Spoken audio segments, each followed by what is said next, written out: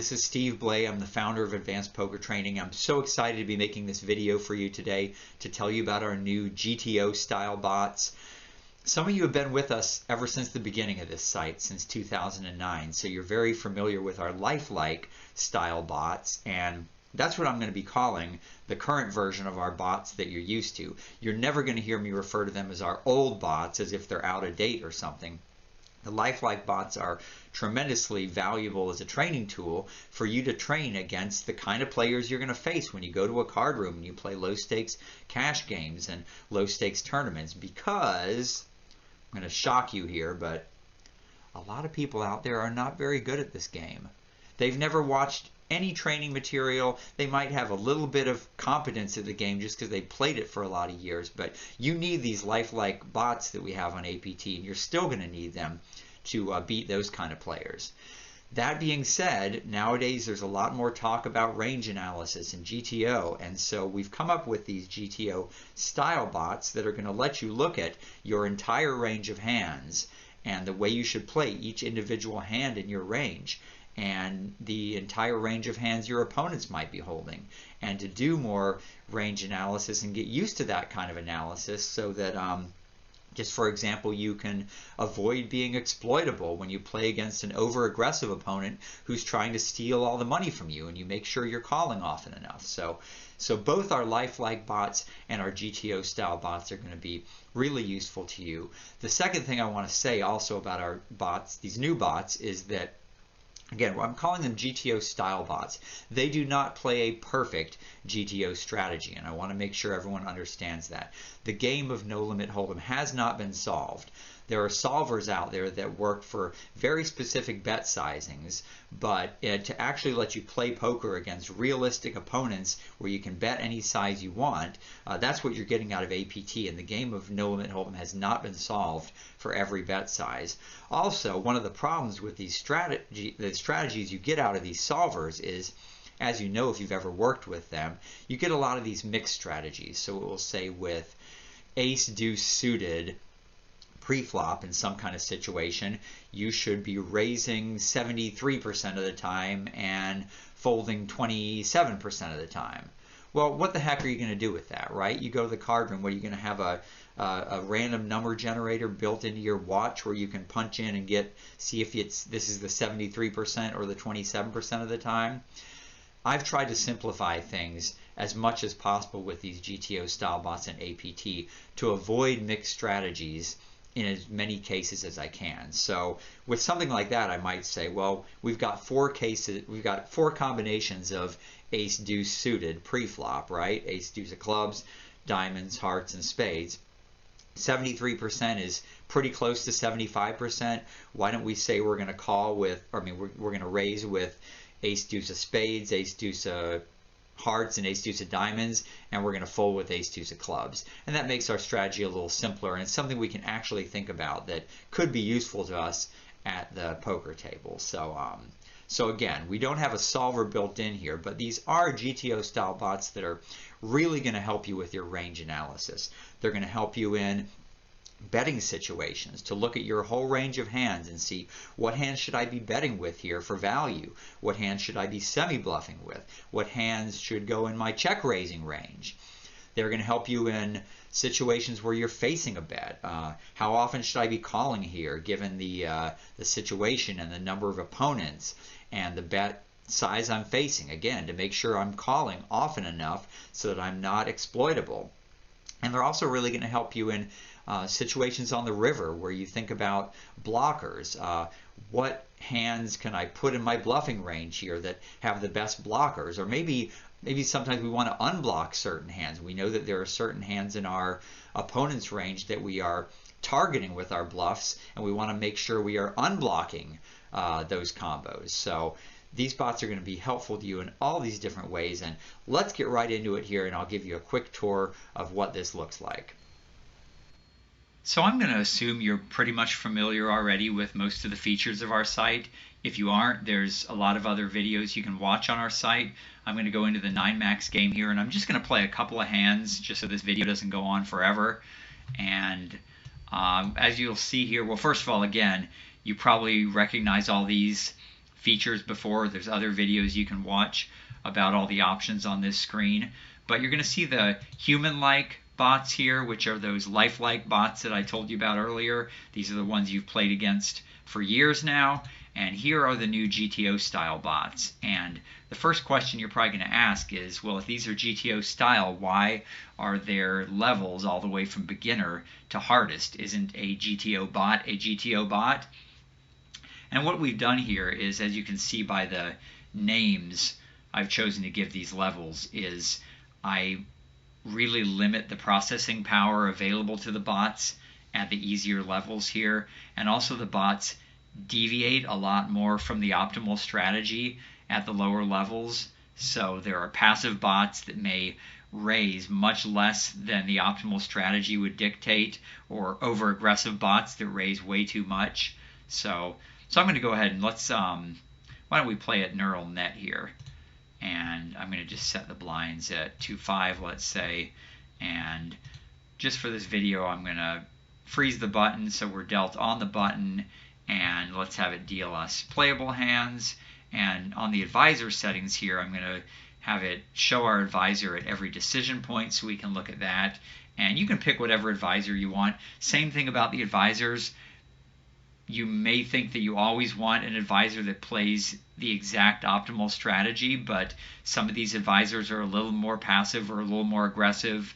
And maybe you want an advisor that's a little over-aggressive because you generally play at the card room against weak opponents and you want to be a little over-aggressive to take advantage of them, something like that. So, all right, so let's deal a hand here and let's see what we get. And so in this first hand, we actually get pocket kings, and we are facing an open raise from the cutoff. So obviously we're going to be re-raising here, but it's interesting to look at our range and our opponent's range. So let's do that. So we click this show range button here to see all of the hands our opponent would have opened from the cutoff. And we see there's his cutoff opening range. It says over here that he is open raising with 31% of all his starting hands. And if we actually want to see our opponent's hand, we can click on this show hand button here.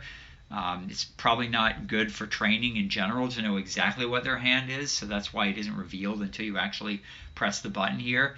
And in fact, at the highest level, at the Cyborg APT level, you cannot click on this button. You can never know exactly what your opponent's hand is until the showdown. But here, if we wanted to, we could click on this. But for now, let's not do that. Let's go back and let's look. Obviously, our opponent's over here.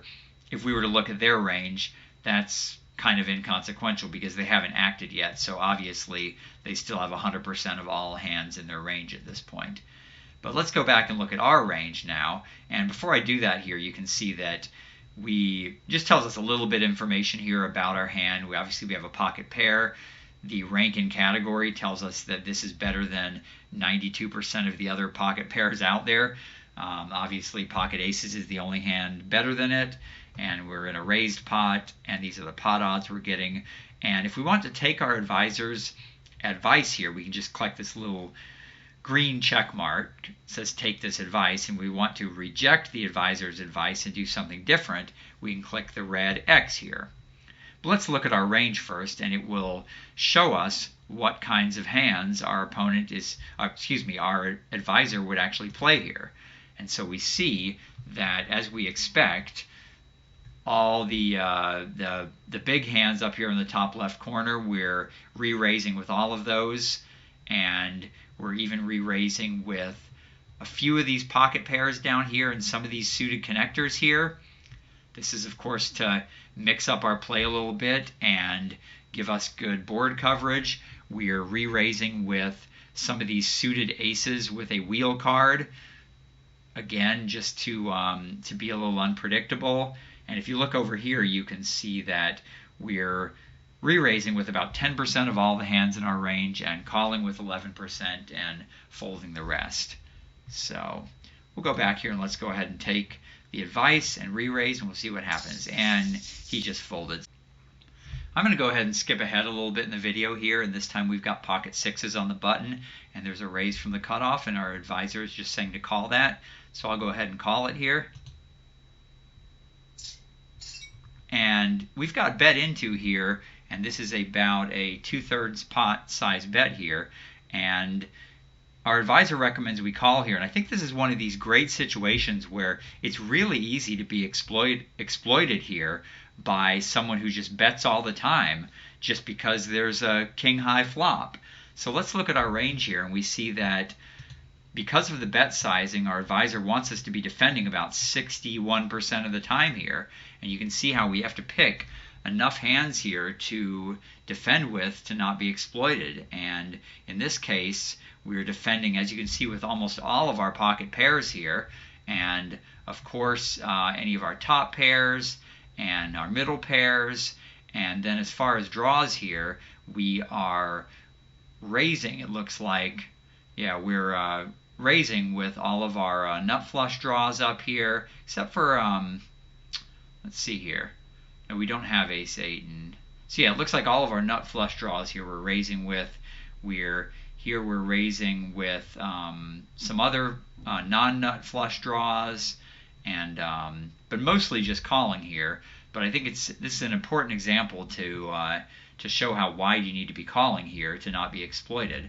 I do want to demo this show grid feature here. When you click this, you can see it shows all the hands in your range. And over here on the left, this is the current hand rank. So we have everything up to trips here, all the way down to absolutely nothing. And on the top here, this shows how many outs our hand currently has. You can see that the raising hands here are the hands mostly on the left side here. You can see how then we sort of get into our calling hands, and of course our folding hands are here on the bottom right, which are the hands that have no outs or very few outs and have nothing currently. So it's a good visual look at the distribution of our range. And when we get to the river, I don't think I'll get to it in this video, but when you get to the river, obviously no hands have any outs anymore, and you're actually going to see over here in this rightmost column, you're going to see your